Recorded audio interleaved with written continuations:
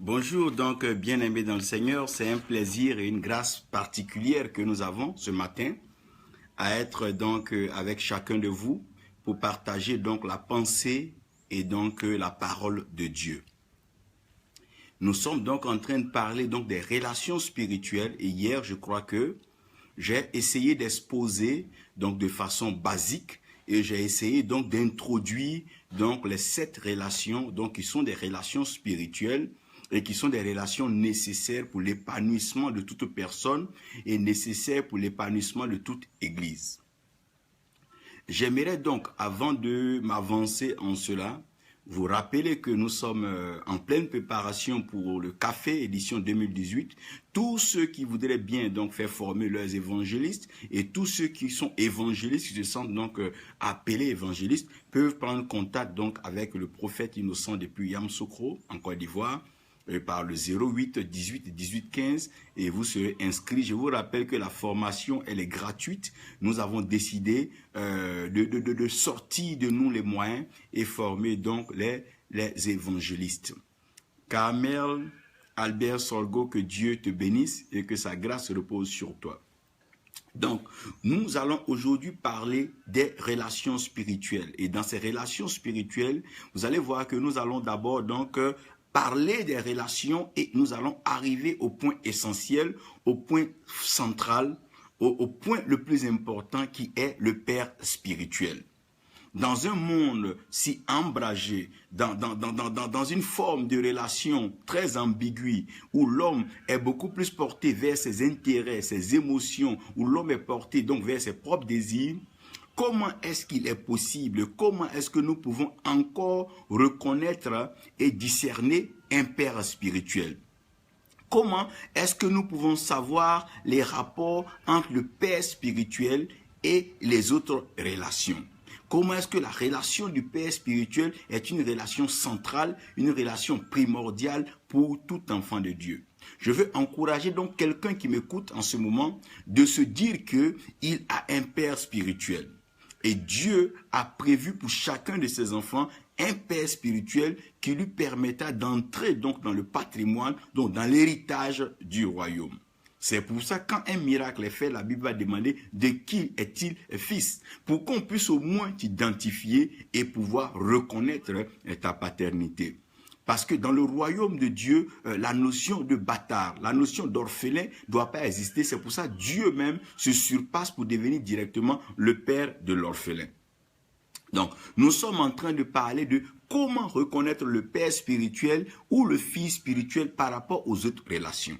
Et la question que j'étais en train de soumettre à chacun de nous, c'est est-ce que le mentor est le père spirituel? Est-ce que le leader est le père spirituel? Est-ce que l'enseignant est le maître, est le père spirituel? Est-ce que l'employeur même est le père spirituel? Puisque nous avons reçu l'esprit d'adoption qui nous permet de crier Abba, qui veut dire père, avons-nous toujours des pères spirituels? Parce que certaines personnes vont directement dire que non, elles n'ont pas besoin donc de père spirituel.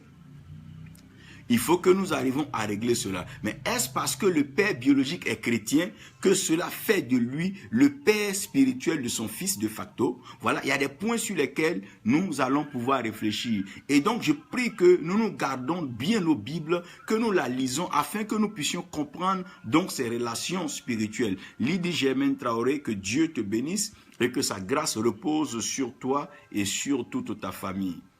Donc, l'Esprit de Dieu ramène les cœurs des pères vers les fils et ramène aussi le cœur des fils vers les pères, vice-versa. Qui sont donc les pères et qui sont donc dans les fils? Dans un temps où chacun se réclame et chacun proclame sa paternité. Tout le monde veut qu'on dise qu'il est père. Quand tu parles à un homme de Dieu, il dit non, je suis le père, tu es ma fille, tu es mon fils. Donc c'est des termes qui sont utilisés de façon abusive et à tort et à travers. Malheureusement, puisque ces termes sont utilisés qu'on ne comprend pas la portée, il nous est difficile donc alors de pouvoir jouir des avantages de cette paternité et aussi peser les conséquences de certaines actions envers les pères spirituels.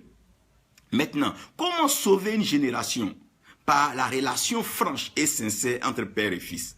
Parce que la relation entre père et fils devait être une relation franche et une relation sincère. Marie-Laure Kwasi, que Dieu vous bénisse. Donc nous allons alors parcourir ces relations et arriver à établir donc la base sur la vérité fondamentale. Et cette vérité fondamentale va nous permettre de pouvoir dire ce que c'est que la relation père et fils et ce que c'est qui est le père spirituel et qui est le fils spirituel. Comment le fils spirituel reconnaît le père spirituel et comment le père spirituel reconnaît le fils spirituel. Mon amour exaucé, Ida Oulé, que Dieu te bénisse, que sa grâce repose sur toi et que Dieu te bénisse, qu'il t'équipe et qu'il te comble davantage de tout ce que ton cœur désire. Donc comprenez-moi très bien, je suis en train de parler des relations parce que à tort et à travers, celui-ci crie, c'est mon fils spirituel. Non, on a volé mon fils spirituel. Non, on a volé ma fille spirituelle. Quelqu'un est venu dans mon église, il a pris mes filles spirituelles, il a pris mon fils spirituel. Si on ne fait pas la part des choses, on risque d'être en train de dire des choses qui n'ont même pas leur place.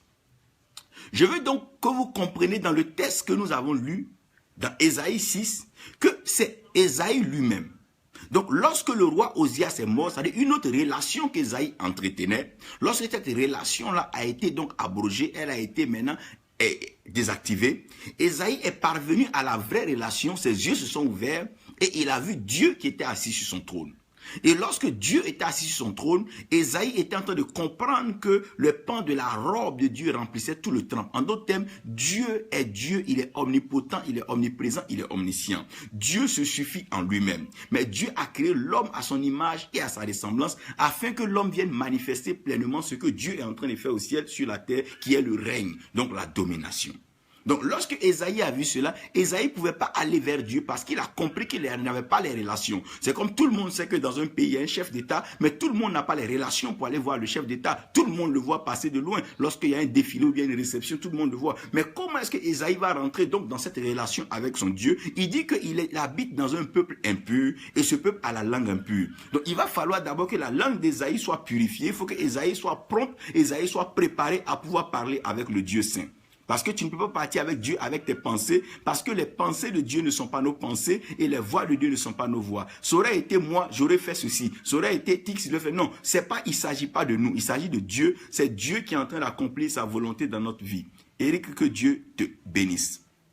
Donc, suivez-moi bien. Lorsque le séraphin va venir intervenir, vous allez voir qu'il aura 6 ailes. Donc les 6 ailes, j'ai expliqué comme c'était les 6 relations. Parce que quand on parle de relation, on parle d'ailes. Une relation, c'est une aile. C'est comme une main qui vient t'apporter quelque chose de plus dans ton épanouissement et dans ton évolution. Donc ces 6 ailes-là seront bien définies. Mais avant cela, j'aimerais que vous compreniez une chose. Aucune relation ne peut être bien fondée si la relation père et fils n'est pas stable. Parce que c'est à partir du père que nous avons nos oncles, c'est à partir du père que nous avons nos mères, c'est à partir du père que nous avons nos tantes. Donc si la relation père et fils n'est pas bien gérée, il est difficile que les autres relations soient aussi bien ficelées. Donc Adja CC, que Dieu te bénisse, et Jean-Marius Ansby Wapo, que Dieu te bénisse. Comprenez-moi bien, donc la relation spirituelle part de la relation père et fils. Donc si la relation père et fils n'est pas bonne, on ne pourra pas comprendre les autres relations autour. Donc les relations père et fils n'empêchent pas les relations oncle-neveu.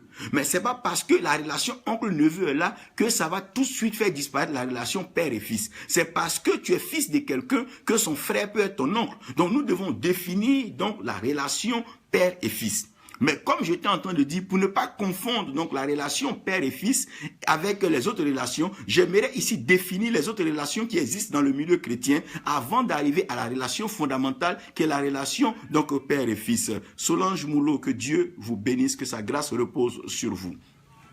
Donc, comprenez-moi que lorsque vous lisez la Bible, vous allez savoir que la Bible dit que le père aime le fils. Vous allez déjà lire ça dans Jean 5, le père aime le fils. Et je dis, celui qui a vu le Père m'a vu. Donc celui qui m'a vu a vu le Père. En d'autres termes, en termes de vision, en termes d'action, en termes d'activité, en termes de perception, le Père et le Fils ont une vue correcte et commune de la chose. Parce que le Père et le Fils ont en commun ce que nous appelons l'héritage, qui passe par le Père et qui sera transmis au Fils. Un peu comme l'héritage du sang, qui peut être aussi l'héritage familial, l'héritage d'un patrimoine. Et vous devez comprendre aussi que dans cette relation, c'est que le Fils est dans le Père et le Père est dans le Fils.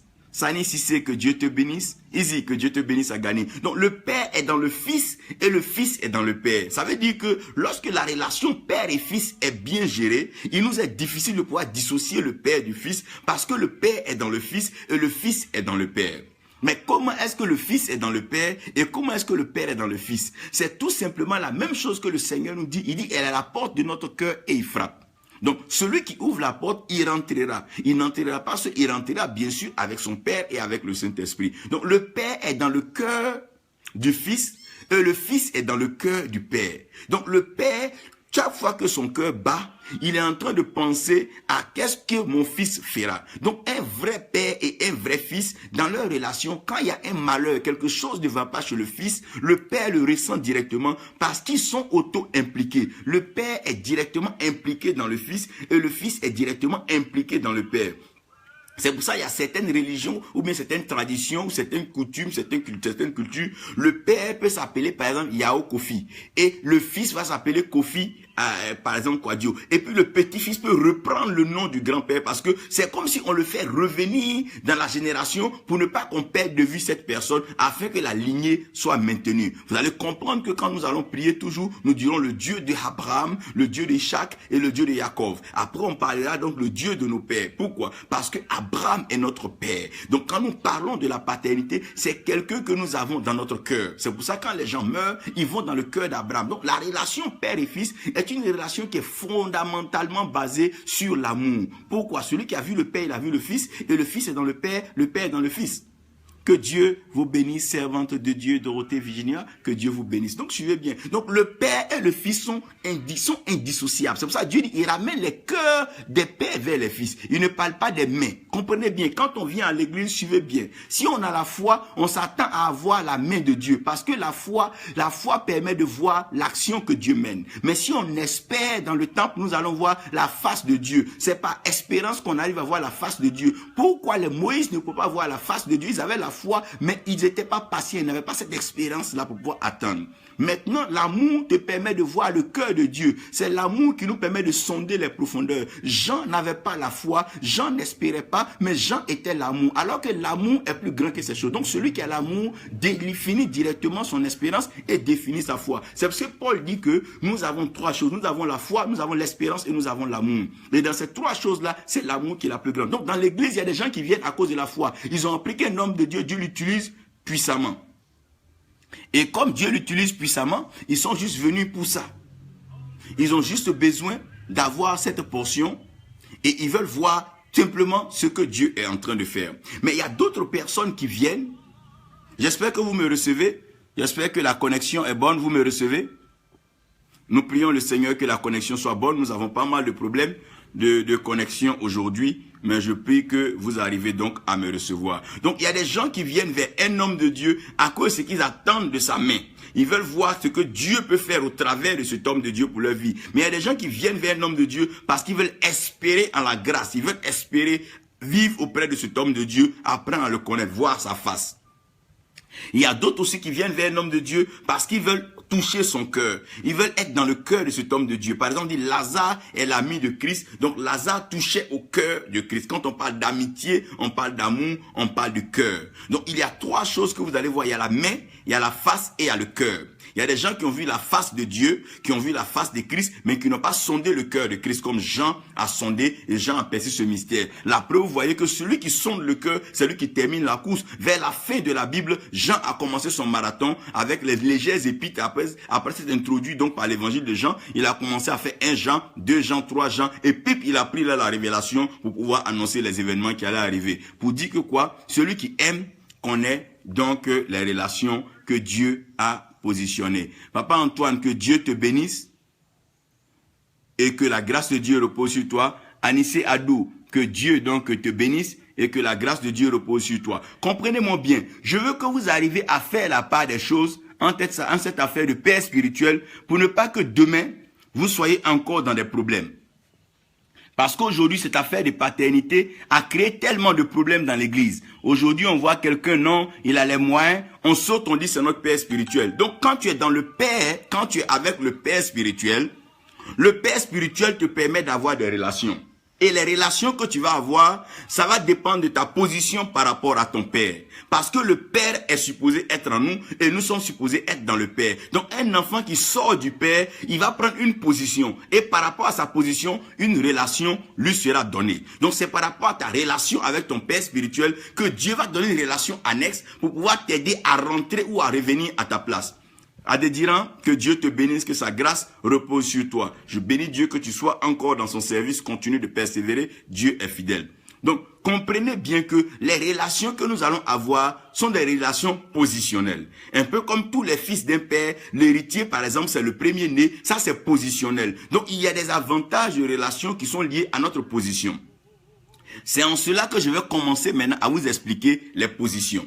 Lorsque par exemple tu as un père, et que toi, par exemple, pendant que tu as le père, tu te trouves en bas de ton père, tu es humble en bas de ton père, tu es prêt à servir ton père, tu ne te comportes pas comme tes autres frères, tu sais que toi, tu es comme si tu ne mérites rien, parce que c'est le père qui doit tout te faire, c'est le père qui doit te conduire, tu ne te compares pas au père. Mais, et que tu ne fais pas de concurrence avec le père.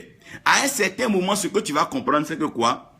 Dieu va permettre qu'une personne qu'on appelle le mentor. Le mentor, c'est quelqu'un qui vient dans ta vie à un certain moment, lorsque tu es en bas du Père, lorsque tu es humble devant le Père, lorsque tu es en bas du Père et que tu commences à évoluer en bas du Père. Regardez bien, David n'était pas là où ses frères étaient. Il était quelque part là-bas dans le troupeau en train de faire un travail humiliant, pendant que ses frères étaient en ville. Et lorsqu'il était en train de faire donc ce travail-là, voilà ce qui va se passer. Dieu va permettre que le prophète, donc Samuel, vienne pour venir oindre David. Donc quand le prophète Samuel vient oindre David, il vient oindre David, c'est comme un manteau. C'est une huile qui vient verser sur la tête de David pour prédestiner David à une position, donc une position royale. La même chose, nous allons voir cela avec donc Ésaïe. Avec Élisée. Élisée a son père qui s'appelle Shaphat. Shaphat, c'est le père d'Élisée. Maintenant, Élisée labourait donc les champs et Élisée était toujours bien. Et il voulait très bien servir son père. Mais Dieu savait que Élisée était un fils bien, que si ce fils-là montait, il allait être serviable à son père et au royaume. Donc Dieu a permis qu'Élie passe. Il n'a pas trouvé Élisée dans un temple. Il a trouvé Élisée dans un champ. Il était en train de labourer son champ. Ça veut dire qu'on peut dire que les conditions n'étaient pas réunies pour une activité spirituelle. Et alors Élie a libéré le manteau sur donc Élisée. Ça, c'est ce qu'on appelle le mentoring. Le mentor, c'est quelqu'un qui vient dans ta vie pour t'apporter le manteau. Et lorsqu'il vient dans ta vie, il vient maintenant pour t'apporter le manteau. Ça, c'est le rôle du mentor. Quand on parle de mentor, on parle de couverture. Quand on parle de mentor, c'est quelqu'un que tu suis des yeux, tu suis attentivement. Parce que le mentor peut venir dans ta vie d'une façon très brève. Le mentor peut arriver à un moment précis, le moment où tu as le plus besoin d'aide. Le mentor vient, il te donne un coup de main et tu arrives à pouvoir remonter. Pourquoi? Parce que tu es resté humble, tu es resté en bas de ton père spirituel. Quand tu restes en bas de ton père spirituel, pour que tu puisses remonter, tu as besoin alors du mentoring. Par exemple, les fils des prophètes, lorsqu'ils étaient en train de chercher à s'étendre, la tête de l'arche est tombée. C'est-à-dire, c'est allé en bas. Mais par leur humilité, ils sont venus voir donc Élisée. Élisée a fait remonter. Pourquoi? Parce que lorsque tu es humble, lorsque tu es soumis à ton père, Dieu permet qu'un mentor vienne. Le rôle du mentor, le mentor n'est pas ton père spirituel. Le mentor vient avec un manteau. Il vient maintenant pour venir te couvrir de ce manteau. Et ce manteau te permet de pouvoir aller haut. C'est en cela que la Bible précise très bien que Élisée est le fils de Shaphat. Quand vous avez lu toute la Bible va préciser que Élisée est le fils de Shaphat. C'est vrai que le mentoring, c'est une capacité que Dieu donne au père spirituel, à un mentor, excusez-moi, de pouvoir emmener le fils dans une dimension que le père veut. Donc le mentor n'est pas le père spirituel, non. Le mentor, quand il vient, il met sur le fils un manteau. Un père peut avoir cette grâce de pouvoir être le mentor de son fils. Mais nous sommes en train de définir là la relation de mentor et de filleul. Lorsque tu es le mentor de quelqu'un, ce dernier n'est plus ton fils, il est ton filleul. Parce que la relation mentor passe bien avec le filleul. Donc on parle du mentor et le filleul.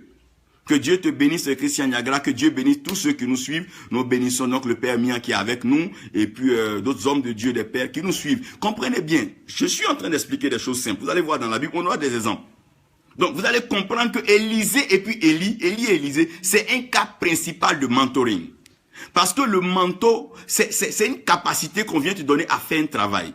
C'est pour ça, lorsque Élisée revient, il prend le manteau d'Élie, il frappe le Jourdain. Parce que c'est ce que le mentor lui a donné. Un mentor, c'est quelqu'un qui a de l'expérience. Une personne qui a une expérience en quelque chose. Il est doué en cette chose. Et il peut venir facilement t'aider à exceller dans cette chose. Si nous voulons comprendre, Élie a fait tout son ministère avec le feu. Mais quand Élisée est arrivé, regardez, la plupart des miracles d'Élisée, c'était avec l'eau. Tantôt, Élisée va dire, va te laver dans le Jourdain. Tantôt, la tête de l'âge va tomber dans l'eau. Donc, Élisée a travaillé, c'est vrai, avec le manteau d'Élie, mais dans le domaine que Dieu lui avait donné, il était en train de travailler avec les eaux. Vous allez lire la Bible, vous allez comprendre un peu. On va dire à Élisée, les eaux sont amères, les eaux tuent. Si vous lisez, vous allez comprendre. La Bible va vous permettre de bien comprendre. Je veux que vous compreniez que lorsque un fiel suit fidèlement un mentor, il est prêt à le regarder et à ne pas le perdre des yeux. Directement, le mentor libère sur lui un manteau. Parce que le manteau, on ne meurt pas avec. Le manteau, on ne va pas avec. Le manteau, on doit le déposer sur quelqu'un. C'est Dieu qui mandate. Donc, c'est le Père qui mandate qu'on parte déposer le manteau sur quelqu'un. C'est Dieu qui a dit à Élie de passer, aller déposer le manteau sur Élisée. Il allait oindre Élisée. Donc, d'aller déposer un manteau. C'est pas Élie qui a choisi d'aller oindre Élisée. Non, c'est Dieu qui a orienté Élie vers Élisée. Grand frère Niagara, que Dieu te bénisse. Lazare Agbo, que Dieu te bénisse. Donc, la relation mentor-filleul est une relation qui est différente de la relation père et fils. Parce que la relation mentor-filleul est une relation temporaire, précise, qui dure dans un temps. Du temps du mentoring. Après, quand le mentoring est fini, l'enfant revient à son père. Parce que c'est chez le père qu'on hérite, on n'hérite pas chez le mentor. Élie vient de Tishbit. Élisée, là, il ne vient pas de là-bas. Il revient là où son père Shaphat est. Il est vraiment prophète en Israël. Mais vous allez voir, si vous lisez la Bible, même, c'est des problèmes qu'on ne va même pas poser. Et après, donc, la relation mentor et filleul, ça, c'est quand tu es en bas du père. Le mentor vient pour te relever, il vient pour te ramener à la surface, il vient te faire rebondir. C'est comme un fils que le père aime et l'enfant n'est pas bien. Le père peut aller prendre un maître de maison, ça c'est le travail du père. C'est le père qui envoie les relations. Écoutez-moi bien, je ne suis pas en train de mettre en confrontation les relations, je suis en train d'expliquer ces relations plutôt comme des relations qui collaborent avec la relation père-fils. Donc, le mentor est un homme expérimenté qui vient faire un travail de façon rapide dans la vie de quelqu'un. C'est comme un élève qui est au CM1 et puis on lui envoie un professeur de maison qui a fait l'université. C'est clair que si on donne l'exercice de CM1, ce temps peut faire l'exercice en un clin d'œil parce qu'il a cette connaissance. Donc le mentor, c'est quelqu'un qui a de l'expérience, qui connaît la chose. Donc beaucoup sont allés prendre des mentors, mais ce n'est pas des pères spirituels. Non, le mentor en général, c'est quelqu'un quand tu vois, il sait que ce qu'il a peut t'apporter et directement Dieu le convainc et Dieu te convainc, il met le manteau sur toi, tu commences à exceller. Donc si tu vas aujourd'hui voir par exemple un voyant, il te met le manteau, s'il est de Dieu, tu vas voir purement de la part de Dieu. C'est un peu ça. Donc le mentor peut même ne pas être dans ton église, peut ne pas être dans ton pays, peut être quelqu'un qui vient de très loin, mais il y a une habilité, il y a une expérience dont tu as besoin. C'est pour ça que vous voyez aujourd'hui que par exemple certaines relations, c'est des relations de mentor. C'est pas parce qu'on porte le nom de... Non, c'est pas comme ça. Kolenda s'appelle Daniel Kolenda. Renard Bonke s'appelle Renard Bonke. Vous allez comprendre un peu comment le manteau fonctionne. J'aurai l'occasion de développer encore. Mais permettez-moi d'avancer. Lorsque le fils se trouve à gauche du père, parce qu'à gauche du père, on parle là de la désobéissance. Quand tu es à gauche, ça veut dire que tu t'opposes au père. Lorsqu'un fils est à gauche, un fils est toujours dans la gauche, il n'est pas en train de faire ce qui est droit, il ne fait pas ce qui est bon. Alors le père, par la grâce de Dieu, permet une relation qu'on appelle la relation leader-disciple. Donc Dieu envoie maintenant un leader. Le but du leader, c'est de discipliner le disciple par un disciple-là, afin qu'il sorte de la gauche pour entrer dans la droiture. Donc les relations qui viennent mettre le fils dans la félicité, dans la faveur du père. Donc, quand Dieu envoie un leader c'est qui? C'est celui qui vient te donner la direction, c'est celui qui vient te donner le contrôle, qui vient être comme un guide, un dévancier. Donc, le leader, quand il vient dans ta vie, il dit, bon, tu veux aller par exemple au Ghana, tu ne connais pas le Ghana. Moi, j'ai fait des années au Ghana. Viens, moi, je vais te conduire au Ghana. Je vais te conduire là. Il devient maintenant ton leader, il devient comme ton guide. Donc, le leader, c'est un peu le guide. Le guide, c'est quelqu'un qui connaît un domaine dans lequel tu t'en vas. Mais quelqu'un, par exemple, qui est en train d'entrer dans la politique, tu n'as jamais fait de politique, tu ne peux pas être son guide parce que tu ne connais pas le milieu. Tu ne sais pas de quoi il s'agit. Pour être guide de quelqu'un, il faut avoir une notion, une connaissance, une expérience du lieu dans lequel la personne s'en va. Tu peux pas être guide touristique de quelqu'un qui va au Canada pendant que tu n'as jamais été au Canada. Georges Mekunchu, que Dieu te bénisse, que sa grâce repose sur toi. Donc, la notion de leader vient quand le fils est à gauche. À quel moment le fils est à gauche? Parce que les vrais fils doivent être à droite du père. Donc, quand un fils se trouve à gauche, il faut un leader. Le leader vient lui apprendre le disciple-là. C'est là qu'on appelle un service militaire. Non, mon fils, quand tu te réveilles, prie, fais comme ça. Donc, le leader, quand il vient pour mettre le fils en phase avec le père. Ce que le père voulait que le fils comprenait pas. Donc, le leader vient le conduire dans le droit chemin. Il vient pour l'orienter. Le leader, il vient maintenant pour lui donner ce qu'on appelle la discipline. Au travers de quoi? Le disciple-là. Donc, quand on parle de disciple, au départ, Jésus appelle les disciples, il dit que non, vous êtes à gauche à cause de la loi. Mais je vais vous introduire dans la grâce pour que vous passiez à la droite du Père. C'est pour ça que quand lui-même est ressuscité, il est assis à la droite du Père. Donc, aussi longtemps que l'enfant est à gauche du Père, alors Dieu lui envoie ce qu'on appelle le leader. C'est un peu la relation entre Josué et le peuple d'Israël. Le peuple d'Israël était à gauche. Voilà un peuple qui a passé son temps à murmurer et à se plaindre dans le désert.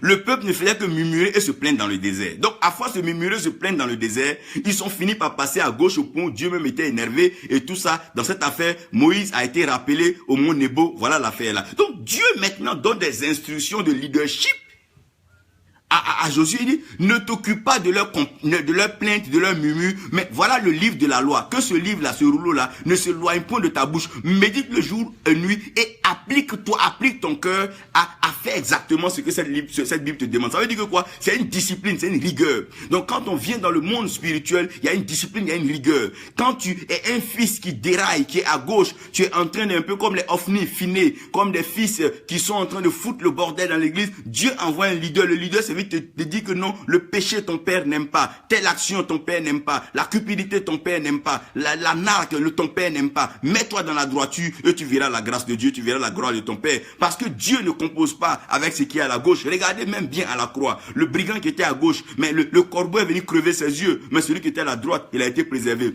Donc quand un enfant est à la gauche de son père, ça veut dire que cet enfant-là, il n'est pas prêt à changer, il n'est pas prêt à s'accoutumer aux bonnes méthodes. Donc, il va falloir alors un leader. Le leader, quand il vient, c'est de lui donner la bonne direction, c'est de lui donner le bon contrôle, être un guide, un dévancier pour lui. Par exemple, le peuple d'Israël avec Josué. Josué a été un guide pour le peuple. Il les a aidés à pouvoir rentrer dans la terre promise. Donc, c'est en cela que vous devez comprendre. Marielle, Diamond, que Dieu te bénisse. Donc, comprenez un peu que Josué devient un guide il devient un leader pour le peuple. Donc, quand on parle de leadership, on parle...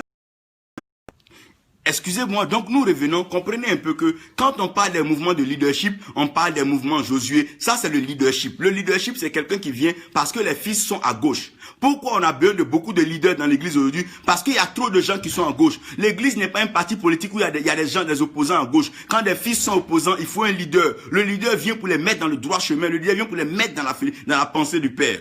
Donc, le leader, il vient dans ton ministère. À quel moment, quand tes fils commencent à être à gauche, quand tes fils commencent à faire ce qui est gauche, le ministère du leader, c'est de venir les ramener par la direction, le contrôle, le guide et le fait qu'il soit un dévancier, les permettre maintenant de passer à droite du Père. Donc, ce qu'un disciple peut avoir, Israël Ben Adonai, moment que Dieu te bénisse, transmets nos salutations à notre cher aimé grand frère du Tosier, que Dieu te bénisse, Solange, Konya, que Dieu te bénisse pour l'œuvre en Italie. Comprenez bien, donc le leader n'est pas le père. Le mentor n'est pas le père. C'est quand tu te trouves à gauche maintenant du père que Dieu fait venir la relation de leader-disciple.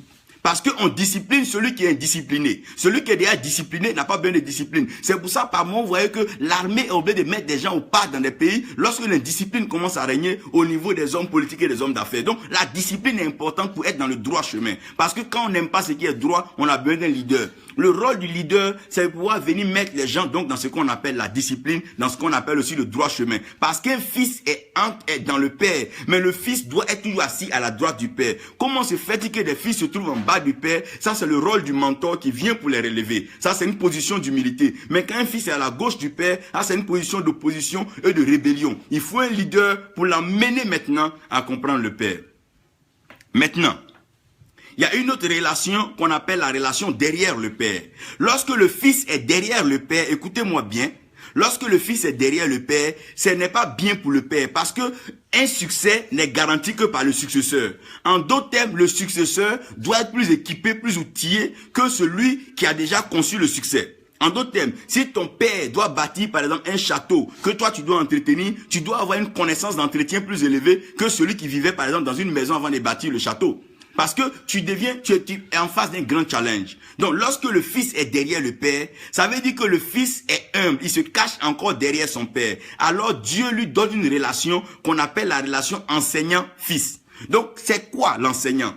L'enseignant, c'est celui-là qu'on peut appeler le professeur, qu'on peut appeler le conférencier, qu'on peut appeler le coach, qu'on peut appeler l'entraîneur, on peut appeler l'instructeur, on peut appeler le tuteur. Le rôle de l'enseignant, c'est qui? Celui qui enseigne la parole dans une église n'est pas le père des fidèles, non. Par exemple, les enfants ne comprennent pas certaines choses et la vision du père est élevée. Pour que les fils puissent comprendre, Dieu peut envoyer un enseignant pour briser, décomposer la vision en portions pour que les enfants puissent comprendre. Parce que le rôle de l'enseignant, c'est de donner la connaissance. L'enseignant ne donne pas l'héritage du père, il donne la connaissance. Par exemple, Gamaliel a donné la connaissance à Paul. Donc, par exemple, Gamaliel est un enseignant pour Paul. Partout où Paul passera, Paul reconnaîtra que Gamaliel est son enseignant. Mais Gamaliel n'est pas le père de Paul. Si vous lisez la Bible, vous allez voir que nulle part, il a été mentionné que Gamaliel est le père de Paul. C'est pas parce que Gamaliel a enseigné Paul, donc que Gamaliel est le père de Paul. Non, nos professeurs qui nous ont enseigné à l'école, à l'université, ils ne sont pas nos pères. Jonathan Kwame, que Dieu te bénisse. Donc, nos professeurs qui nous ont enseigné à l'université ne sont pas nos pères. Tous ceux qui nous enseignent, qui nous instruisent sur les réseaux sociaux, ils ne sont pas nos pères spirituels, c'est des enseignants. C'est des personnes que Dieu amène dans notre vie pour nous apporter la connaissance. Donc, tout ce qu'un enfant doit pouvoir, un élève doit pouvoir donner à son enseignant, c'est son attention et son écoute. Il doit écouter et être attentif. Quand l'enseignant parle, les gens doivent s'asseoir et écouter. Salomon était en train de parler comme un enseignant. Après avoir expérimenté beaucoup de choses, il s'adressait comme un enseignant. Il expliquait des choses et des mystères. Il dit, voilà des choses qu'il est en train d'enseigner. Il est en train d'enseigner à qui? Il est en train d'enseigner qui? Il est en train d'enseigner le peuple d'Israël et nous tous qui allons lire donc l'Ecclésiaste et les Proverbes, tout ce qui a été écrit. Pourquoi? Parce que lorsqu'il n'y a pas de connaissance, le peuple périt. Mais la connaissance vient d'où? La connaissance vient de l'enseignement. C'est vrai, il y a la connaissance révélée, on en parlera, mais il y a la connaissance même qui est enseignée.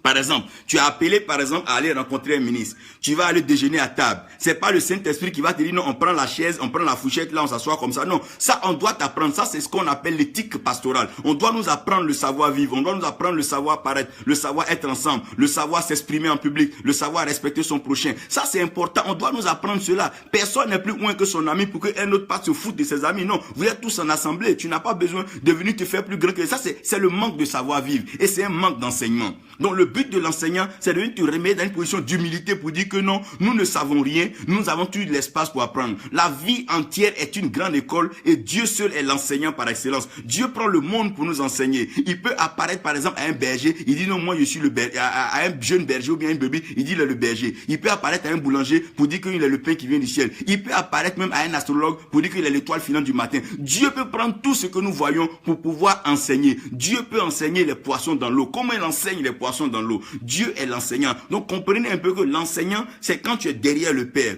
Tu reconnais que tu ne connais pas encore. Tu n'es pas prêt à te mettre devant la chair, lutter avec ton père, commencer à faire des concurrences de Réma. Ça, c'est trop enfantin, c'est même gamin. Ce n'est même pas de la maturité. Non, ça n'a rien à voir avec ça. Quelqu'un qui n'a pas la connaissance, il se retire. Paul dit, il s'est retiré dans le désert d'Arabie et il s'est instruit. Ça veut dire que Paul est allé à la recherche de la connaissance. Et Daniel dit, les hommes iront par-ci, par-là, à la recherche de la connaissance. Ceux qui parviendront à la connaissance brilleront. Et ceux qui enseigneront la connaissance à plusieurs brilleront en perpétuité comme les étoiles du ciel. Ça veut dire quoi? Le monde est une question de connaissance. Un domaine dans lequel tu ne te connais pas, tu es forcément égaré. Que Dieu te bénisse, prophète Tanga Jérémie Nabi. Donc c'est parce qu'il y a un manque de connaissance. Si un père connaît sa position de père, un fils connaît, il n'y a même pas trop de conflit. Parce que vous allez comprendre que quand on va arriver à la fin des relations, la relation père et fils se déduit d'elle-même. C'est pas une relation complexe, c'est pas une relation compliquée, vous allez comprendre. Donc l'enseignant, c'est quelqu'un qui vient. Par exemple, tu vas à l'école, tu as cours de physique. C'est pas ton papa qui va t'enseigner, peut-être ton papa il est agronome. Il faut un professeur pour t'enseigner les physiques.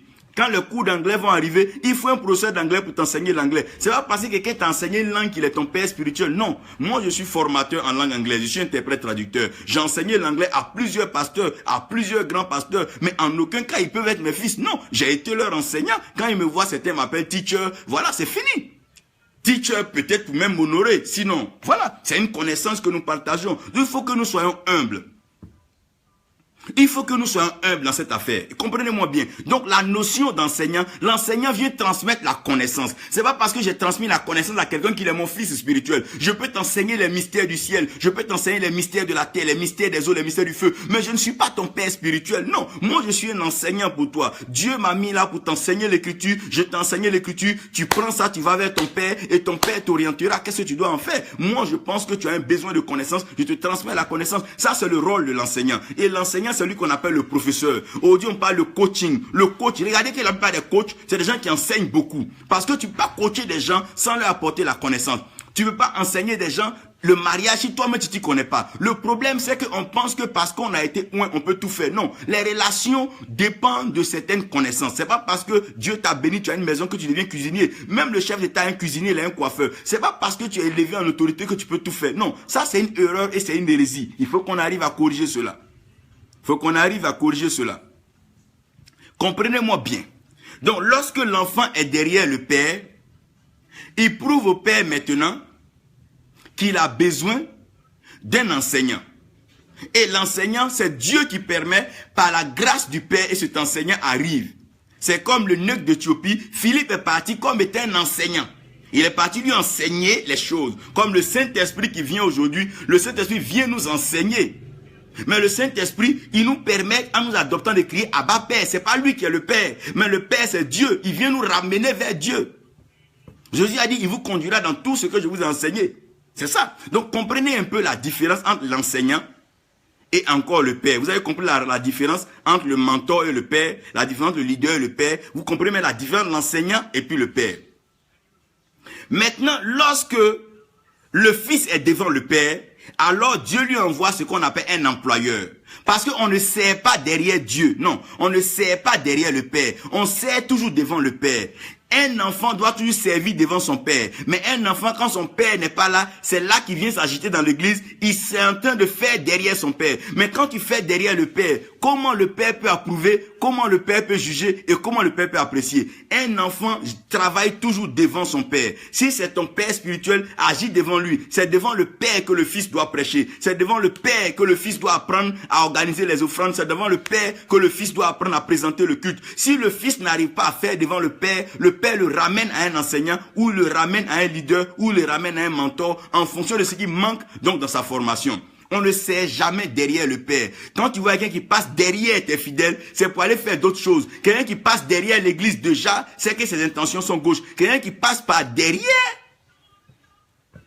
alors que quand on prie, on va chercher la face de Dieu. Ça veut dire on vient devant Dieu pour venir le servir, pour venir le louer. Quelqu'un va louer Dieu derrière Dieu. Même si Dieu a les 7 yeux, les 7 esprits. Laissez cette affaire. Comprenez bien, hein? Tout se passe devant Dieu. Un vrai enfant de Dieu sert devant le Père. Qu'est-ce que ça peut servir devant le Père? C'est le Père qui doit voir tes aptitudes et pouvoir t'encourager. Non pas te jalouser, te concurrencer, mais dire, ah mon fils, ça c'est bien, mais tu as besoin de t'instruire encore dans tel domaine. C'est le rôle du fils de servir devant le Père. Et quand le fils est devant le Père, Dieu lui donne ce qu'on appelle un employeur. L'employeur, c'est qui? C'est celui qui commence à rémunérer l'œuvre que tu fais sur la terre en attendant que tu aies la récompense qui vient du ciel. C'est qui l'employeur? Tu peux servir Dieu de façon bien et puis un ministre peut t'appeler, viens être mon conseiller. C'est un travail que tu as eu à cause de ton service devant le Père.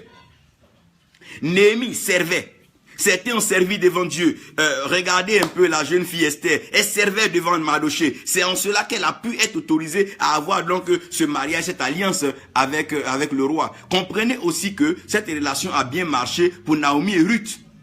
Ruth qui a su servir devant Naomi, elle lui a dit, regarde, quand tu va dans le champ. Elle lui a donné les tactiques, les systèmes, comme on le dit, pour aller marier Boaz. Donc un enfant doit servir devant le père. Une fille doit servir devant sa mère. Tout ce que tu fais derrière ton père est gauche et ce n'est pas approuvé. Par exemple, si tu le fais derrière lui, c'est parce que tu ne veux pas qu'il fasse. Je lui dis, tout ce qu'il fait là, c'est ce qu'il a vu le père faire. Il le fait devant le père. C'est devant le père. Chaque fois quand il doit prier, il dit, Père, je lève mes mains vers toi. Parce que quand il parle au Père, ça dit c'est devant le Père. Mais il n'a jamais fait une prière derrière le Père. Il fait toujours les prières devant le Père. Révérend Eruko Yuru, que Dieu te bénisse, que sa grâce repose sur toi. Donc comprenez la notion de Père. Ne la mélangez pas avec toutes ces choses. L'employeur, quelqu'un peut te payer, quelqu'un peut te donner l'argent. C'est pas parce qu'il est ton père spirituel. Tu peux aller travailler dans une église parce qu'ils ont besoin de tes compétences. Tu peux aller travailler comme chante. Tu peux aller travailler un peu là-bas comme pianiste. Ça ne veut pas dire que le pasteur qui te paye est ton père spirituel. Il est ton employeur. Il est ton employeur parce que quoi? Tu as été fidèle dans ton service devant ton père. C'est comme Joseph. Joseph a été fidèle dans son service devant son père. Il partait dans le champ de son père et il rapportait à son père ce que ses frères disaient. Jocelyne Cariquet, que Dieu te bénisse. Paul Miller, que Dieu te bénisse. Donc c'est pour ça que Dieu a permis que Joseph trouve un travail devant Pharaon. Pharaon n'est pas le père spirituel de Joseph. Pharaon n'est pas le mentor de Joseph. Pharaon n'est pas l'enseignant de Joseph. Pharaon est l'employeur de Joseph. Il a employé Joseph pour être premier ministre, pour être gouverneur en Égypte. C'est un travail qu'il a eu. À cause de quoi? À cause de la fidélité de son service devant son père. Si tu sers fidèlement devant ton père, tu vas être débauché par une institution internationale. Il y a des gens qui sont à l'église, ont des diplômes. Au lieu de servir fidèlement devant leur père, c'est derrière l'église, ils passent derrière les fidèles raconter ce qu'ils ont fait. Sers devant ton père malgré tes diplômes. Dieu va permettre qu'une institution vienne te débaucher. Pourquoi? Parce que lorsque tu sers devant le père, tu as un employeur. L'employeur, c'est celui-là que Dieu, le père, dit, hé mon fils, je n'ai pas pour te payer, mais quelqu'un viendra. Et c'est cet employeur qui vient maintenant, qui vient te proposer tout. Mais Joseph méritait un salaire parce qu'il partait voir ce que ses frères fabriquaient dans le champ. Il était devenu comme contremaître. Mais son père Jacob ne pouvait pas le payer. Mais ce salaire-là, il lui a donné par la bénédiction. Quand Joseph est arrivé en Égypte, comprenez bien, il est allé travailler en Égypte. Donc en Égypte, il n'était ni fils de Pharaon. C'est pas parce qu'il te donne l'argent qu'il est ton père spirituel. Et c'est ça le dommage aujourd'hui dans l'église. Dieu peut t'envoyer servir un homme de Dieu. Il t'a donné 2-3 costumes, t'a donné un peu d'argent, il est devenu ton père spirituel. Arrêtez ce bordel-là, arrêtez ce désordre. C'est de tout ça que nous sommes en train de parler. Venons qu'on se comprenne très bien. Tu peux être employé par MTN. MTN n'est pas ton père spirituel. Tu peux être employé par une entreprise. L'entreprise peut être ton père spirituel. Ça n'a pas de sens. Tu as travaillé. Le rôle de l'employeur, c'est de te donner un emploi parce que tu es un employé. Et ce que tu dois lui donner, c'est le service. Alors que nous servons Dieu. Donc le service devant le Père nous donne le service devant les hommes. C'est pour ça, lorsque tu sers fidèlement devant Dieu, Dieu te présente devant des grands rois où tu commences à servir. Frère, si tu commences à servir Dieu fidèlement, tu adores Dieu dans ton secret, dans ton calme, tu loues Dieu. Dieu va ouvrir des grands podiums pour toi et tu vas prêcher l'évangile, tu vas chanter. Tu n'as pas besoin d'aller t'exhiber devant les gens. Montre ta fidélité devant Dieu. Les Daniel savaient rester devant Dieu. Les Shadrach, Meshach, Abednego savaient rester devant Dieu. Quand tu sais rester devant Dieu, le roi, chaque fois qu'il viendra, il va te prendre comme conseiller. On n'a pas besoin de crier sur tous les toits pour être conseiller d'un chef d'État. On peut crier sur tous les tas pour être conseiller spirituel. Non, commence à servir devant Dieu. Quand Dieu va t'induire, quand Dieu va te marquer de sagesse, les hommes vont te rechercher. Il n'y a rien à faire. C'est pas Dieu on cherche Marie, c'est à la maison, on prépare le service devant la mère. On apprend déjà à s'entretenir, on apprend déjà à une fille bien bâtie, on apprend à une fille sage. C'est ça qui va donner après. Hein. Ne confondez pas. Assis, Jolivet, Boussou, apôtre, que Dieu te bénisse, que sa grâce repose sur toi. Donc comprenez-moi bien. L'employeur vient pour te donner du travail. C'est le cas, comme je lui ai dit, de Pharaon et Joseph. Ils ne sont pas parentés, ils n'ont aucun lien. Pharaon, là, il est égyptien, Joseph, il est juif, il est hébreu. Il est venu, il a vu que le jeune était tellement fidèle dans son service que ce que l'Égypte allait connaître comme challenge, c'est les compétences de Joseph qui pouvaient gérer cela. Donc Pharaon l'a embauché. Ne soyez pas étonnés de voir des pasteurs qui seront consultants à l'ONU, qui seront consultants des grandes organisations. C'est comme ça, parce que quand tu es fidèle devant Dieu, les organismes te cherchent, on entend parler de ce que tu fais. On dit, voilà quelqu'un qui est fidèle dans son service. C'est un peu ça. C'est un peu comme par exemple, vous regardez dans les clubs de football, vous allez voir qu'il y a des pasteurs qui sont conseillers spirituels de certains clubs de football. Pour vous qui allez au Ghana, au Nigeria, en Afrique du Sud, vous qui allez en Angleterre, vous allez voir qu'ils ont compris que ce monsieur est fidèle devant Dieu. Quand tu sers devant ton père te présente. Mais ce n'est pas à toi de te mettre derrière le Père pour aller alors s'aimer donc la zizanie. Quand tu es derrière, c'est que tu ne connais pas encore, tu dois apprendre. Mais quand tu te mets devant, ça veut dire qu'on te présente, tu peux servir. C'est pour ça la femme qui perdait le sang, elle dit, elle n'était pas encore prête pour se présenter, passer par là en assemblée avec la perte des sangs. Elle est venue par derrière le Seigneur. Mais lorsqu'elle a été guérie, maintenant, c'est pas qu'elle s'est pas mise derrière pour parler. Non, c'est pas de derrière la voix venait. Elle a dit que c'est elle. Donc, il y a un temps où on est derrière, il y a un temps où on est devant. Pourquoi tout le monde veut courir en même temps? C'est parce qu'on ne comprend pas. Ce que tu n'as pas encore compris, assieds-toi que Dieu t'enseigne. Tu n'es pas obligé de provoquer là des mystères, ça et là. C'est pas utile. Assieds-toi et apprends. Dieu a prévu quelque chose pour chacun de nous. Dieu va enseigner. Tu peux être derrière, ça ne veut pas dire que tu es perdu. Si tu es derrière, que tu reçois l'enseignement, qui t'a dit que les premiers ne seront pas les derniers et que les derniers ne seront pas les premiers? Si qui t'a dit que ceux qui sont à la queue ne seront pas à la tête? C'est une question de qu'est-ce que j'apprends pendant que je suis derrière. Il y a des gens qui sont restés en prison pendant 25 ans. Ils sont venus prouver un peu une raison, comment on peut gérer un pays. Mais il y a des gens qui sont restés en train de crier dans la politique pendant plus de 50 ans. On leur a donné un pouvoir, ils n'en ont rien fait. Faites attention. C'est pas parce que tu es derrière que tu vas pas connaître. C'est derrière, ça veut dire que tu dois te calmer, t'asseoir pour apprendre. Wilson l'agneau, que Dieu te bénisse. Donc comprenez bien. Donc ce qui se passe, c'est que pour avoir un employeur, il faut savoir travailler devant le Père. C'est pour ça que toutes les relations derrière le Père, c'est les relations gauches. On dit, ah, nous, on ne savait pas. On n'était pas informés. Et aujourd'hui, l'église est pleine de ça. Tu envoies quelqu'un qui a une relation, il passe derrière toi, il va se faire le plus bon, le meilleur, tout ça là, il devient leur père. Mais quelles sont ces formes de malédiction que les gens s'attirent? Ça n'a pas de sens. Tout ce qui est de Dieu doit se faire dans la transparence, dans la vérité. Il n'y a pas de partialité en Dieu. Non, on va faire en gauche, après on va légaliser. Non, les choses doivent être claires dès le départ. Est-ce que deux marchent ensemble s'ils ne s'entendent pas, ils ne s'accordent pas? Faisons attention. Évitons d'être à gauche du Père. Maintenant, la relation même que je veux citer, qui est une relation que les gens ne comprennent pas. Quand tu te crois au-dessus de ton Père spirituel, quand tu te mets au-dessus de ton Père, le Père parle 1, tu parles 10, le Père parle, Dieu t'envoie maintenant un maître. Le but du maître, c'est de venir te briser. Le but du maître, c'est de venir te soumettre à l'esclavage pour que tu reconnaisses que ce que tu ne veux pas apprendre calmement à ton père là. Lui, il vient, il rit pas avec toi. Et c'est pas lui qui t'a mis au monde. Il peut te tuer, puis il n'y a pas de problème. Il dit, Abraham, tes enfants que tu vois là, je leur promets une terre belle. Mais je les vois déjà venir. Ce peuple que tu vois là, c'est un peuple qui va murmurer, qui sera très orgueilleux. C'est eux qui vont poser toutes les questions. La preuve, c'est eux qui ont demandé à Aaron, fais-nous un veau d'or, fais-nous ceci. C'est eux qui prennent des déventures dans leur spirituel. Des fils qui sont dans l'église, c'est eux qui veulent diriger la vision du Père. Avant que le Père même pas prier, ils ont commencé à faire des choses derrière. Papa, Dieu m'a dit de faire une veillée parce qu'il a l'argent, il organise une veillée. Ça là, c'est un fils qui se met au-dessus du Père. Et Dieu lui envoie un maître. Le but du maître, c'est de l'assujettir en tant qu'esclave. C'est pour qu'il soit brisé, qu'il soit brimé, qu'il soit humilié, qu'il soit frustré, qu'il soit rabaissé. Afin qu'il sache que le Père qu'il a mis au monde n'est pas moindre que lui.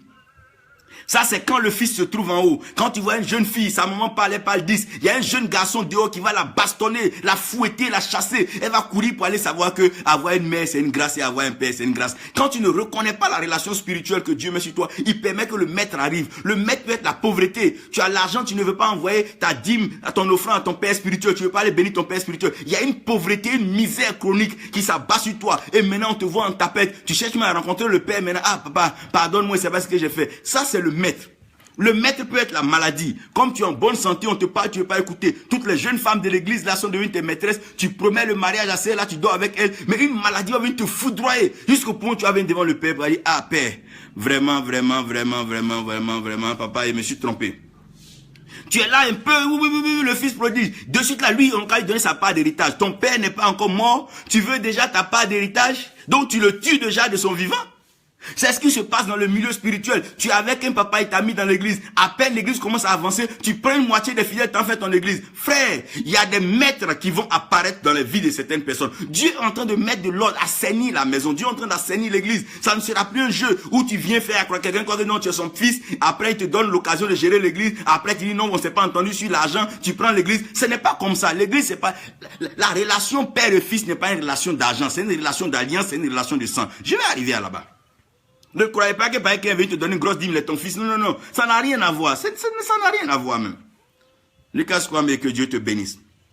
Donc, la relation esclave, maître-esclave, c'est un peu comme Égypte et puis Israël. Babylone avec Israël. Il dit, tu vois ce peuple-là, il m'adore de leur bouche, hein. mais leur cœur est loin de moi. Mais tiens-toi, Babylone viendra. Non, non, Assyrie, l'Égypte viendra même pas à leur secours. Babylone viendra les foudroyer, ils partiront en captivité. Après 700 ans, ils comprendront. Après 70 ans, ils comprendront. Je veux dire que chaque fois qu'il y a une captivité, c'est par rapport à la position du peuple vis-à-vis de Dieu.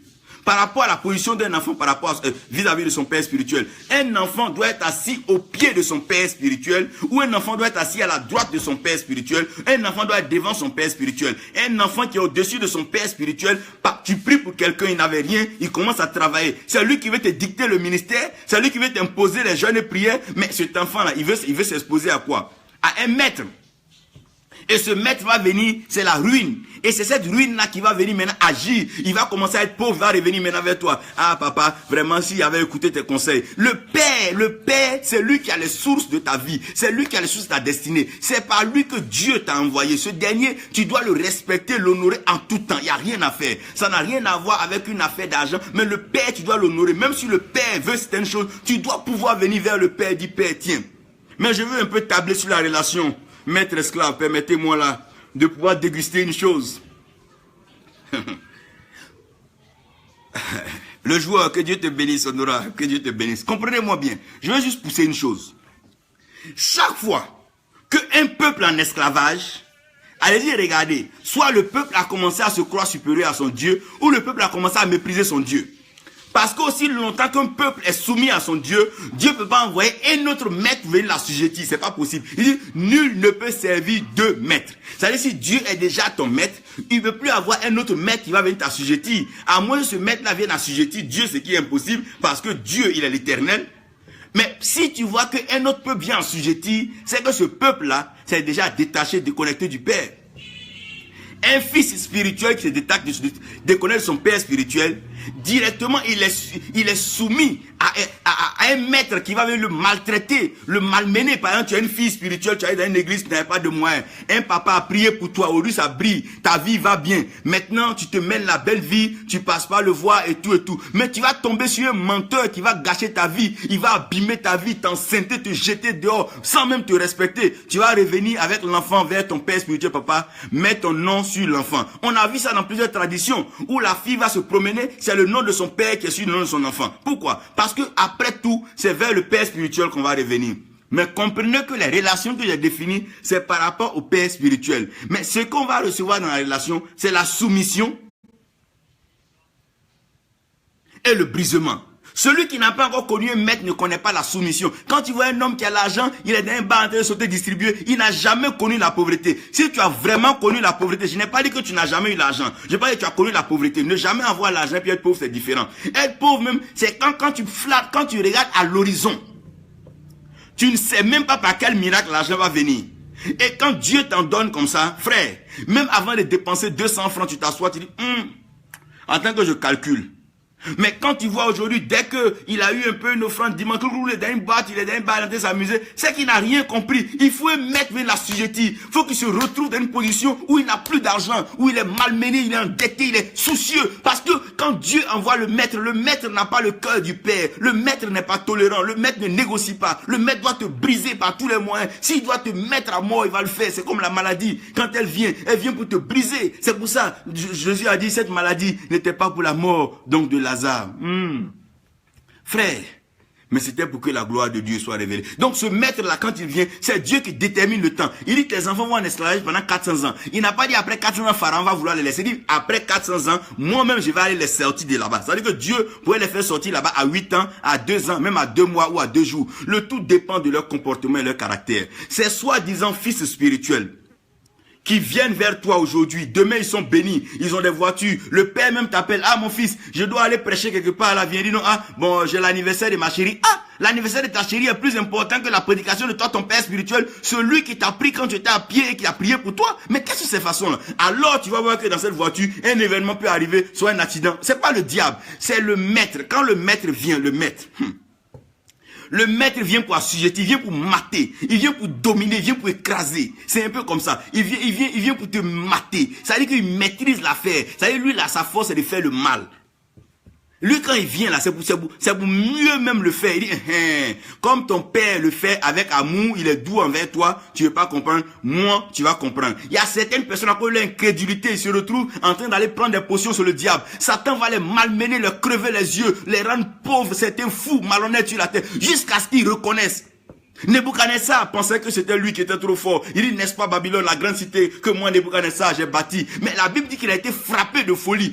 Pendant 7 ans, il a brouté les herbes. Un homme qui était habitué à manger les repas classe, les caviars, comment on appelle, les lapins braisés, qui était habitué donc à manger les escalopes de veau, qui avait tout ça. Il se retrouve maintenant réduit à un régime végétarien où il est en train de manger maintenant, il est en train de brouter les herbes et ses cheveux ont poussé. Il n'a même pas de coiffeur. Ses cheveux ont poussé comme les ailes, mon Dieu, comme les ailes de l'aigle. Quand Dieu décide de te briser à cause de ton orgueil, ça veut dire Dieu résiste à l'orgueilleux, il résiste à celui qui est orgueilleux. Frère, si Dieu a fait grâce, quelqu'un t'a orienté, que tu es béni, ne te crois pas plus grand que ceux qui n'ont pas encore réussi. Chacun a son temps. Dieu a prévu une saison pour chaque personne.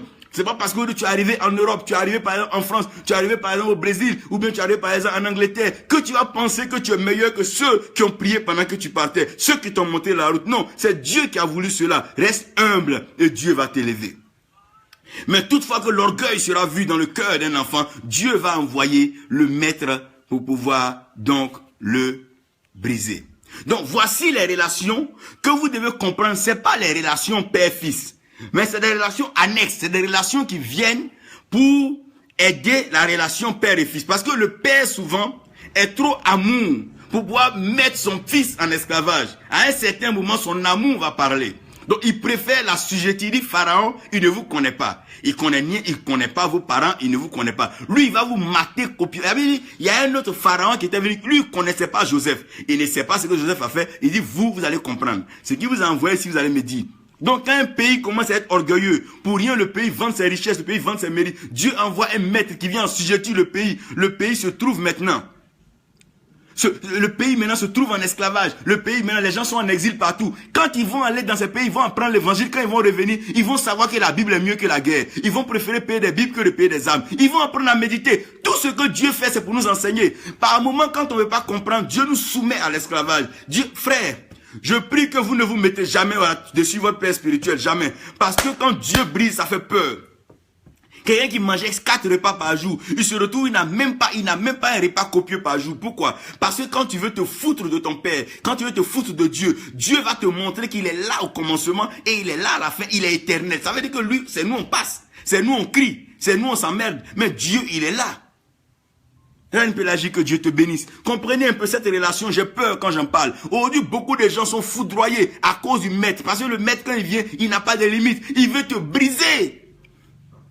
Pour que tu puisses dire, ah Seigneur, vraiment je reconnais que tu es Dieu. Oui Seigneur, je reconnais que tu es Dieu. Papa, oui papa, c'est toi qui as prié pour moi. Papa, c'est toi que Dieu a envoyé vers moi. C'est quand tu as été brisé, quand tu as été martelé, quand tu as été sonné, quand tu as été groggy, tu as été terné dans le corps, tu as subi les coups, les soubresauts. En ce moment, tu ne peux plus tenir. Quand tu vois même un enfant à l'église, tu as envie de le servir. Tu ne veux plus qu'on te serve, mais tu apprends maintenant à servir. Lorsque tu as été esclave, tu commences à apprendre à servir. Et vous devez comprendre cela. Lorsque tu apprends à servir, c'est là que Dieu peut t'élever. Ça veut dire que Jacob, mon serviteur, il faut d'abord être serviteur avant d'être élevé dans la dimension de roi. Même quand tu es un prince, il faut servir dans le royaume. Il faut apprendre des choses dans le royaume. Mais des gens qui veulent être servis, ils viennent, ils garent leur voiture, on doit les prendre, leur montrer leur place, ils vont s'asseoir. Après, quand le culte finit pendant l'offrande, on va venir prendre l'enveloppe dans leurs mains pour aller mettre dans la cagnotte et ils ne peuvent pas se lever. Ah bon? Ah bon? Tu n'es pas encore paralytique, tu n'es pas encore paralysé, tu ne sais pas te lever? Tu n'es pas encore paralysé, tu ne sais pas danser? Mais attention, mais là, tu vas provoquer Dieu. Frère, arrêtons toutes ces choses. Arrêtons toutes ces choses. Et c'est ces choses-là qui font que le temple n'est pas assaini. Le temple n'est pas dans une pureté. Le temple ne vit pas la plénitude de l'évangile. Le temple ne vit pas la grâce de Dieu. Dieu veut bénir. Dieu veut se découler. Le Père veut se découler. Il veut bénir. Quel père qui est heureux de voir les autres enfants être meilleurs que lui? Dieu ne veut pas voir les enfants du monde être meilleurs que les chrétiens, que ses enfants. Dieu ne veut pas voir les enfants du monde être meilleurs que ceux que lui, Dieu, il a mandaté. Il dit ceux qu'il a connus d'avance, c'est ceux qu'il a prédestinés. Et ceux qu'il a prédestinés, c'est eux aussi qu'il a justifiés. Et ceux qu'il a justifiés, il a prévu de les glorifier. Dieu a prévu la gloire. C'est pour ça Christ en nous, my God. Christ en nous. Oh, oh, oh, Christ in me. Mama. Christ en moi. Oh, oh, oh. L'espérance de la gloire. Frère, donc voici les 5 relations. Je vais ajouter la 6e tout à l'heure. Mais je veux d'abord récapituler pour que vous compreniez bien. Le maître qui vient t'assujettir n'est pas ton père. Quand tu rentres dans une période de désobéissance, tu es à terre, Dieu envoie un homme, vient te remonter. Ramon, Wende, Yacine, Congo, que Dieu te bénisse. L'employeur n'est pas ton père spirituel. Le maître n'est pas ton père spirituel. L'enseignant n'est pas ton père spirituel. Le leader n'est pas ton père spirituel. Le mentor n'est pas ton père spirituel. Mais comme le père, il est omniprésent, il est omniscient, il est omnipotent, Dieu peut cumuler toutes ses fonctions. Et un père spirituel, Dieu peut lui faire la grâce d'être aussi un bon enseignant pour ses fils. Il peut aussi avoir le manteau pour pouvoir couvrir ses fils. Mais il faut détacher ces relations pour ne pas qu'on les confonde. Ce n'est pas tous les prophètes qui sont forcément enseignants. Quelqu'un peut être prophète, il n'y a pas de problème. Quelqu'un peut être enseignant. Et donc c'est un peu comme ça. Il y a des gens qui peuvent avoir ce qu'on appelle des cumuls, des doubles. Certains peuvent avoir des portions. On parle de doubles portions, on parle des portions. Comprenez-moi bien. Si l'histoire de Anne, elle était en train de regarder parce que Pénina se moquait d'elle, mais quand elle partait, ce n'était pas elle-même qui offrait le sacrifice. Non seulement on offre et puis on lui donne la double portion, c'est qu'elle avait sa part. Mais le jour où Anne a appris qu'elle-même elle devait servir dans le temple de Dieu, elle a eu son fils. Ne pensez pas que parce que ton mari aime plus que toutes les autres femmes, forcément ça va te faire enfanter. Dieu a des principes. Les principes de Dieu, ça n'a rien à voir avec l'homme. Non, les principes de Dieu n'ont rien à voir avec les hommes. Maintenant, je vais terminer par la 6e relation. Ça, c'est les relations frères et sœurs. Les relations frères et sœurs, j'ai pas trop grand chose à dire dessus. Quand nous allons à l'église, nous sommes tous frères et sœurs. Ça veut dire quoi? Nous devons nous respecter mutuellement et nous aimer les uns les autres. Si nous sommes frères et nous sommes sœurs, d'où vient-il qu'un peut se croire supérieur à l'autre ou bien qu'un autre peut vouloir faire du mal à l'autre? Nous sommes tous frères et sœurs du même Père. Nous n'avons pas au même état. Ça veut dire que Christ est le premier-né d'entre plusieurs frères. Donc ça veut dire que nous tous qui sommes aujourd'hui en train d'être sauvés, nous tous qui sommes en train d'entendre la voix de Dieu, nous serons forcément greffés donc à Christ. Donc nous sommes les fils de Dieu et nous sommes aussi frères et sœurs. Quelle est la relation entre un frère et sa sœur dans l'église? C'est dommage que l'hypocrisie règne dans l'église. C'est dommage que la haine règne dans l'église. C'est dommage que la sorcellerie règne dans l'église. C'est dommage que la méchanceté règne dans l'église. C'est dommage que la moquerie règne dans l'église. C'est dommage que l'impureté règne dans l'église. Parce qu'entre frères et sœurs, on doit s'entretenir par des cantiques, on doit s'entretenir par la parole, on doit s'entretenir par des témoignages, on doit s'entretenir avec ce qui est saint. Si tout ce qui est bon, tout ce qui est vertueux, tout ce qui est saint, tout ce qui est noble, c'est cela qui doit être le sujet de notre partage. Entre frères et sœurs, il n'y a pas de comparaison. C'est pas parce qu'un enfant est né le premier qui sera plus beau que le dernier. La beauté elle est aléatoire, chacun apprécie celui qu'il veut. Donc évitons de nous comparer. Non, je suis plus beau que l'autre, je suis plus riche que l'autre, je suis plus grand que l'autre. Qui t'a dit que tu es plus riche que l'autre? Non. Aujourd'hui, un pays peut être le premier producteur de pétrole. Demain, on peut trouver un gros gisement dans un autre pays. Les classements, c'est des trucs d'ordre en fonction du temps. Tu peux être aujourd'hui le dernier et demain être le premier. Ça dépend du sens qu'on prend. Si les gens sont alignés comme ça, si on vient pas comme ça, celui-là est le premier, l'autre est le dernier. Mais si on prend le sens de l'autre côté, celui qui est le dernier devient le premier. Ne croyez pas que nos sens sont forcément les sens de Dieu. Non, la direction de Dieu est la direction de l'esprit. La relation frère et sœur est une relation sainte.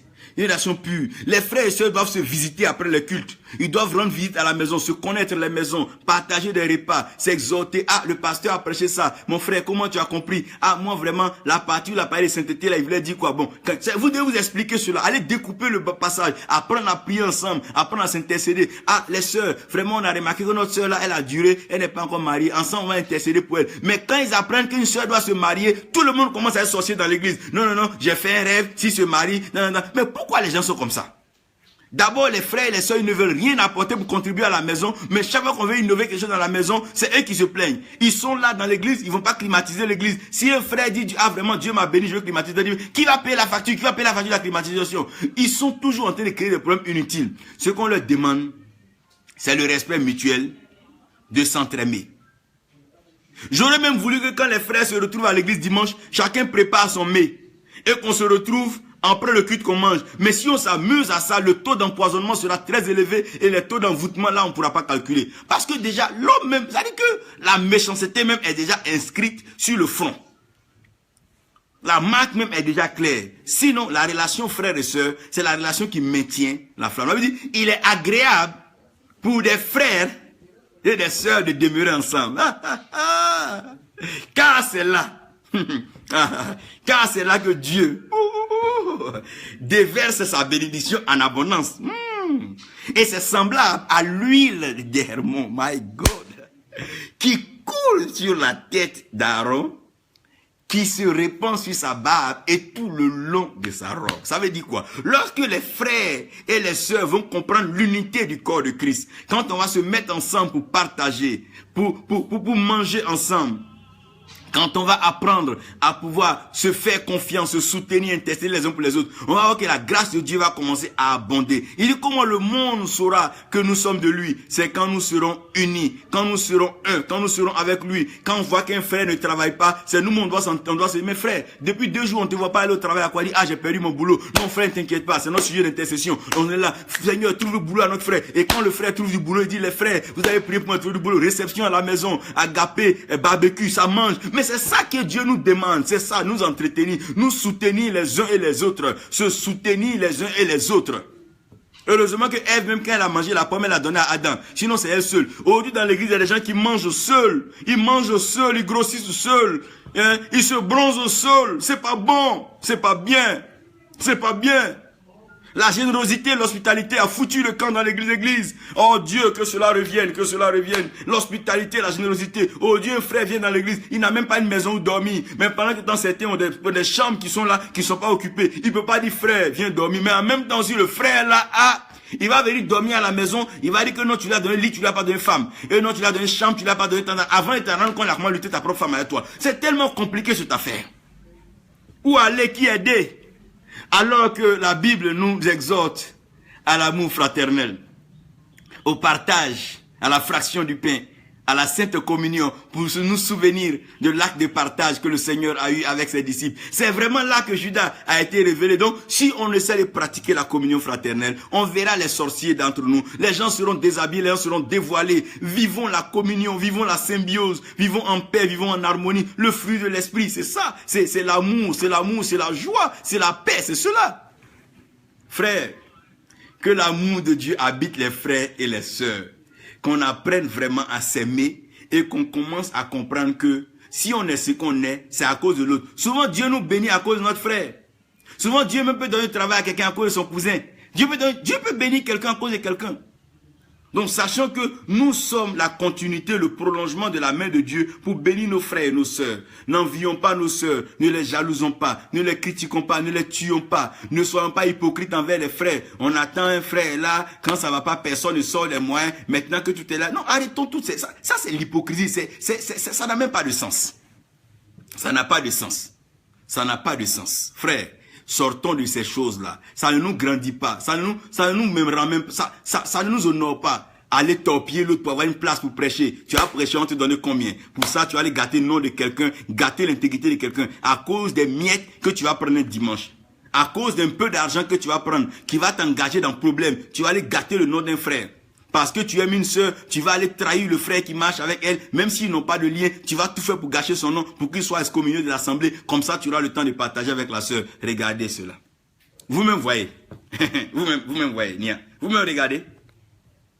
Regardez cela. C'est des relations qui ne sont pas correctes. Et le père est le pivot et au centre de toutes ces relations. Mon Dieu. Je viens maintenant pour conclure mon affaire de père spirituel. Le père spirituel, il est au cœur de la relation parce que le Père est dans le Fils et le Fils est dans le Père. My God. Pourquoi les fils sont assis à la droite, Christ est assis à la droite du Père? La Bible dit, nous sommes assis dans les lieux élevés avec Christ, comme Paul le dit bien dans le livre d'Éphésiens. Comprenez bien. Les frères sont assis à la droite du Père. Comment à la droite du Père, là encore, quelqu'un a trouvé le mal? Dans la droiture, là, où on est dans la droiture, où on est dans la pureté, qui allait trouver encore le mal dans ce lieu-là? La relation père et fils, je viens terminer. J'aurai encore l'occasion de pouvoir étayer cela. Donc, la relation frère et sœur, c'est un peu ce que les Priscille Aquila étaient en train de faire avec Paul. C'est ce que l'église primitive avait compris. Entre frères, ils partageaient ce qu'ils avaient. De telle sorte qu'il manquait de rien. Mais aujourd'hui, un frère peut avoir 4-5 voitures. Pendant que le pasteur même, le pasteur encore peut, même son frère, même avec qui il prie, n'a même pas un vélo. Il n'est pas censé dire, mon frère, ces voitures-là, ça c'est gâté. Viens prendre un, tu vas rouler. Même si tu lui donnes pas, permets au moins. Parce que la relation frère et sœur est une relation qui est biaisée, est une relation qui est pourrie. Il faut la restaurer. Si ces relations sont restaurées autour, la relation père et fils ne posera pas de problème. On ne devient pas père spirituel parce qu'on exige ou on réclame quelque chose d'un fils. Non. Le rôle du père, c'est d'abord de façon biologique et de façon spirituelle. Il faut comprendre le parallèle. Le père engendre le fils. Ça veut dire quoi? Le père amène le fils à existence. Donc quand le fils naît, le père ne se désengage pas, mais il prend la responsabilité d'abord d'inscrire cet enfant-là dans les documents officiels. C'est-à-dire qu'il officialise sa relation, il officialise sa liaison, il officialise son lien avec l'enfant par les extraits. C'est-à-dire que quand tu vois les extraits d'un fils, tu vas voir le nom du père et le nom de la mère. Maintenant, ce père-là pourvoit à ce que l'enfant grandisse dans les conditions, à ce sens que l'enfant est un mentor, l'enfant est un leader, l'enfant est un enseignant, l'enfant est un employeur et l'enfant est un maître. Maintenant, si l'enfant a un employeur, ça veut dire que l'enfant a un salaire. Dans ce salaire-là, l'enfant doit manifester sa reconnaissance au père. Par exemple, le premier salaire d'un enfant, il doit envoyer vers son père qu'on appelle les prémices. C'est une façon d'honorer son père. Il dit, papa, tu t'es sacrifié pour moi, tu as serré la ceinture pour moi. Aujourd'hui, je travaille, je viens t'honorer avec cela. À part cela, le fils maintenant doit développer la pensée des dîmes et des offrandes pour aller bénir son père. C'est normal. Et même au-delà des dîmes et des offrandes, le fils doit prévoir des surprises permanentes pour le père. À un moment, il se lève, il vient et dit, ah papa, je viens te saluer. Avant que mon papa se rende compte, il y a au moins un carton, par exemple, de jus de fruits, un carton de jus de raisin qui est là. Avant que le père sorte, on dit, mais il y a une clé qui est sur la table. Il dit, non, c'est ton fils qui a laissé ça ici. Il prend, il sort, il appuie, voilà une voiture automatique. Voilà ce qu'on appelle un fils honore un père. Un fils honore un père lorsqu'il est prêt à obéir au père. Le fils et le père, leur relation, c'est l'obéissance et le lien, c'est l'héritage. Un fils qui n'est pas obéissant sera déshérité. Mais un fils qui est obéissant a sa part d'héritage. Et le cœur du père doit être toujours ouvert pour attendre le fils, même si le fils a commis des erreurs. Comme le cas du père du fils prodige. Ce n'était pas son mentor, c'était son père. Donc la relation père et fils par excellence, c'est la relation Jésus-Christ et Dieu. C'est une relation que personne ne peut rompre, que personne ne peut briser. Aucune doctrine, aucune religion ne peut briser. Parce que le Père est dans le Fils et le Fils est dans le Père. C'est un peu, vous voyez, souvent l'église, c'est un peu comme l'huile rouge et le manioc. John Joy a acclamé, que Dieu te bénisse. Ouais, l'huile rouge, quand tu le mets dans le manioc, quand tu sors, tu penses que le manioc dit, ah, je suis de l'huile rouge. L'huile rouge dit, ah, je l'ai fouillé. Mais quand tu grattes un peu, ça devient encore blanc. Non, la relation père et fils, c'est une relation de fusion. Le père se fond dans le fils se fond dans le père. Jésus dit que le père et moi, nous sommes un. Celui qui a vu le père m'a vu. Ça veut dire que le père et le fils sont un. Quand tu vois le père parler, quand tu vois le fils parler, tu sais que les deux n'ont pas besoin de se concerter, mais la chose découle d'elle-même. Le père est à l'image et à la ressemblance du fils. Le fils continue les valeurs du père parce que l'héritage n'est pas seulement pour lui. Il ne doit pas le dilapider. Il doit l'entretenir, le gérer pour ses enfants et les petits-enfants. Mais Adam et Ève se sont mal comportés dans le jardin. Caïn et Abel sont nés quelque part où ils ont commencé à être aussi broussards et à être barbares. Pourquoi? Parce que lorsque l'héritage est dilapidé, les fils de l'héritier deviennent des malheureux et ils deviennent demain des mendiants. David dit qu'il a été jeune, il a vu. Il n'a jamais vu le fils du juste. Il n'a jamais vu le juste même manquer de pain et le fils du juste mendier. La relation père et fils, c'est qu'est-ce que je suis en train de dire? Tout enfant de Dieu que Dieu envoie sur terre est d'abord le fils de Dieu. Donc nous sommes tous fils de Dieu. C'est pour ça que Jésus-Christ est le premier né, il est le frère, il est le premier d'entre plusieurs frères. Maintenant, pour que cette relation soit complète sur la terre, comme Dieu, on ne le voit pas, Dieu va mettre cet amour de père là, que ce fils a en un homme de Dieu, que Dieu choisira. Et cet homme là Dès qu'il va voir cet enfant qui n'est rien, qu'il soit grand ou petit, cet homme-là va investir son cœur, il va déverser son cœur en lui. Et ce cœur qui va déverser en lui, c'est un cœur de père, un cœur de l'aimer, un cœur de l'entretenir, un cœur de le protéger, un cœur de le mettre dans les meilleures conditions de réussite. Maintenant, ce fils-là, il jure à son père que quand son père va le bénir, il va tout faire pour maintenir la vision du père, marcher dans l'intégrité du père et permettre que le père passe ses beaux jours heureux. Quand Joseph a été béni en Égypte, il a tout fait pour envoyer Jacob, son père, et il a maintenu son père dans les honneurs. Bien que Joseph était riche, c'est Jacob qui a commencé à parler sur eux tous.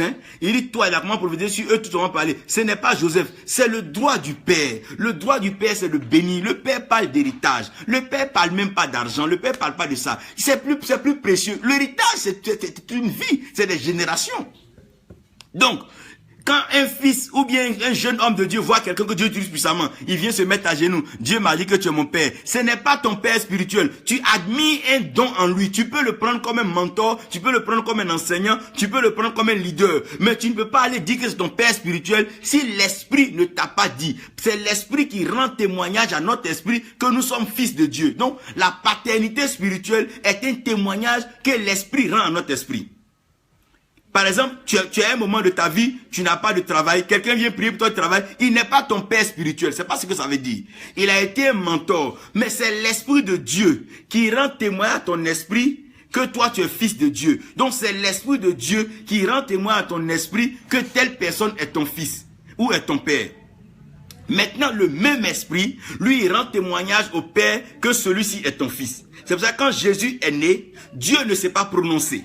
Mais lorsque Jésus a été plongé dans l'eau du baptême, que le Saint-Esprit est descendu sous forme de colombe, la Bible dit le ciel s'est ouvert et la voix s'est fait entendre du ciel. On sait que c'est Dieu qui parle. Celui-ci est mon fils bien-aimé en qui j'ai mis toute mon affection. Donc le témoignage que Jésus est le fils de Dieu, c'est pas seulement parce que Jésus lui-même a dit que non, tu es mon père, mais le père a confirmé, le père même a déclaré.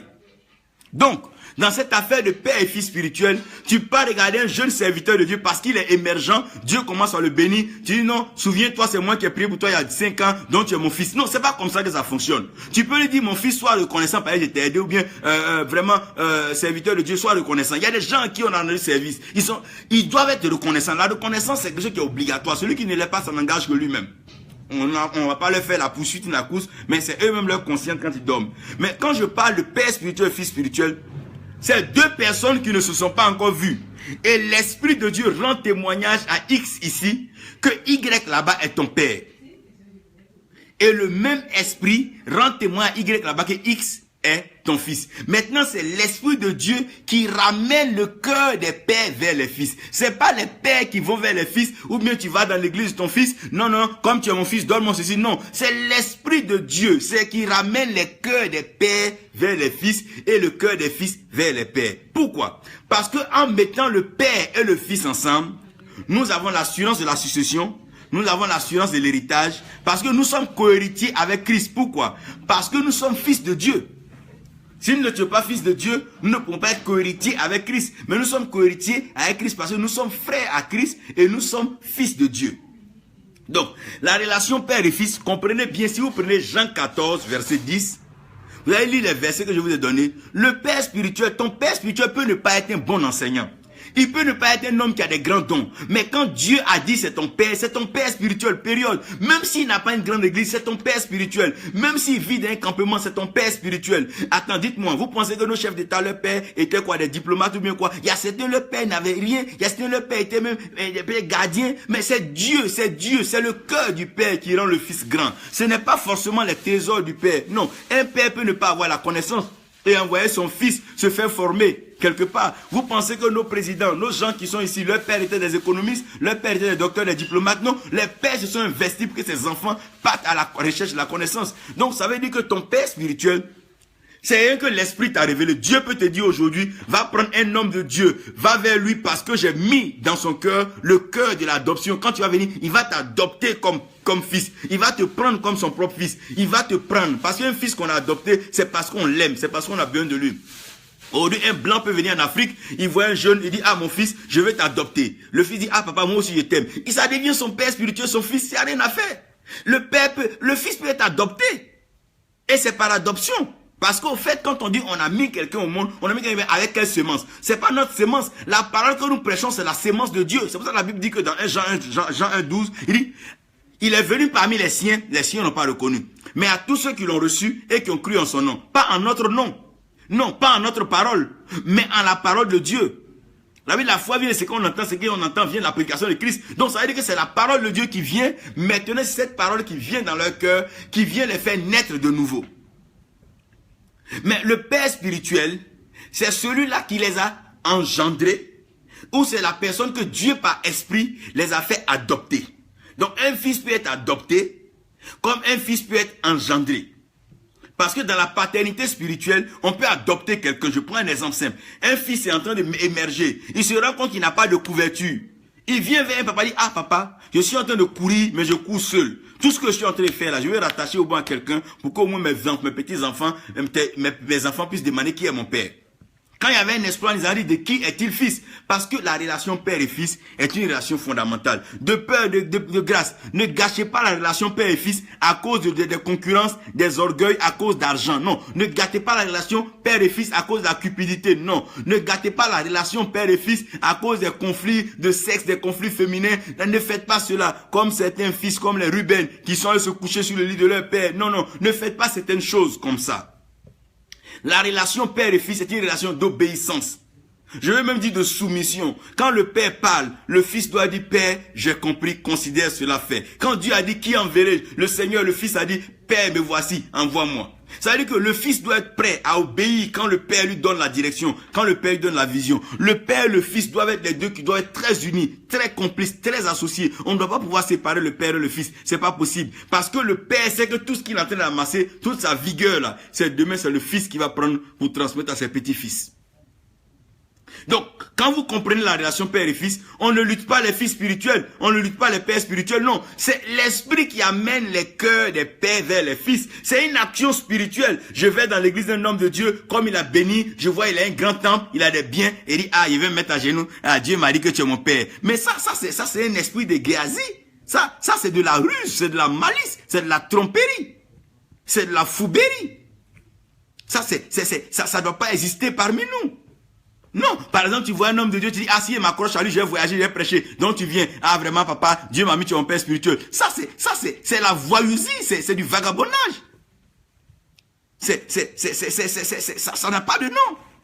Et ça doit finir, ça doit s'arrêter. Qui est ton père spirituel? Vers qui Dieu t'a envoyé? Vers qui Dieu t'a orienté? Qui, quand tu vas vers lui, tu sens cet amour de père qui est prêt à te prendre comme le fils prodige. Il est venu avec sa saleté de la porcherie, mais le père est venu. Il n'a même pas laissé le fils venir seul, mais le père a couru. Oh Dieu.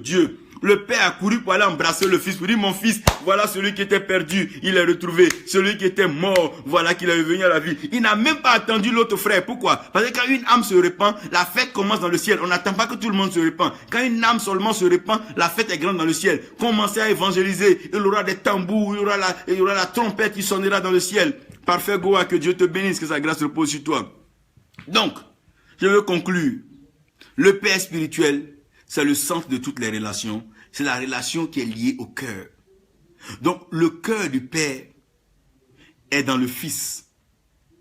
Et le cœur du Fils est dans le Père. C'est-à-dire que la volonté du Père, le Fils même le comprend directement en lui. C'est le sang du Père qui coule dans le Fils, dans les veines du Fils. Si demain on fait un test d'ADN, on trouvera que tel est le Père de temps. C'est la même chose dans la paternité spirituelle. Même quand le Père a envie de faire une croisade d'évangélisation, le Fils dit, ah Père, je pensais faire une évangélisation, on y va. Le Père est toujours prêt à aller avec le Père. Regardez comme Jonathan, même quand Saül était en train de gaffer, Jonathan était encore le fils de Saül et ils sont allés à la guerre. C'est la flèche même qui devait tuer Saül qui a tué Jonathan. Le fils est prêt, quand il est mature, à prendre la responsabilité, taper sa poitrine. Papa, toi-même ne t'en mêles plus, ne prêche plus trop. Si tu as des révélations, donne-moi, je vais prêcher, moi je vais venir te bénir. C'est au fils de prendre soin du père à un niveau. Mais avant que le fils ne soit mature, c'est au père d'être responsable vis-à-vis du fils.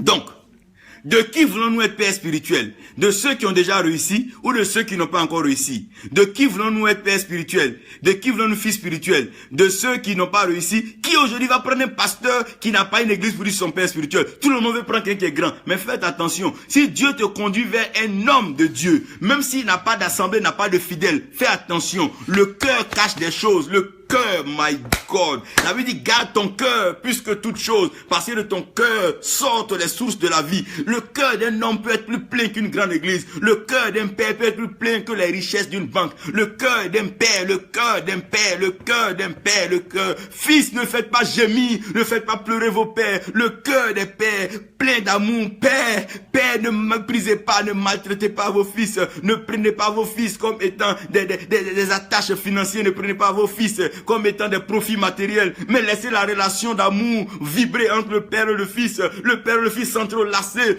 parler de leur temps difficile où le père montre ses cicatrices à son fils. Fils, c'était dur ce temps dans le ministère. Je t'aime mon fils, papa, je t'aime. Et les deux s'entrelacent et le ciel est réjoui. Oh mon Dieu, oh le ciel est réjoui, le ciel est réjoui. Chaque fois que Dieu voit un père et un fils se réconcilier, marcher ensemble, marcher main dans les mains, Dieu est réjoui parce que l'héritage est sauvegardé. Les petits-fils viendront trouver un héritage assuré. Dieu aime que la relation père et fils soit rassurée. Dieu nous sauve pour pouvoir maintenir la relation père et fils. Que Dieu bénisse les pères, que Dieu bénisse les fils.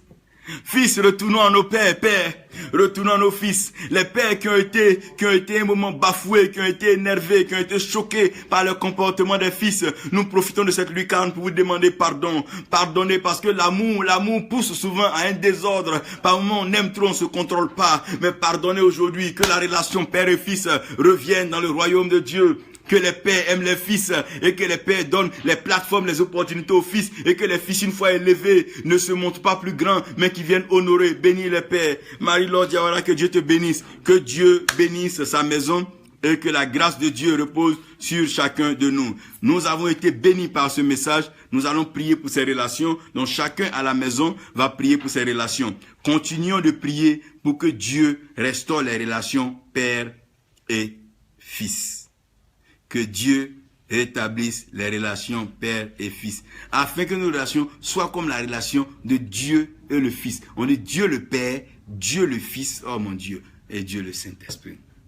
Père, tu as l'autorité spirituelle suprême. Tu règnes dans le ciel et sur la terre, tu as accompli tes œuvres. Viens et bénis tes enfants par ta parole maintenant, au nom de Jésus.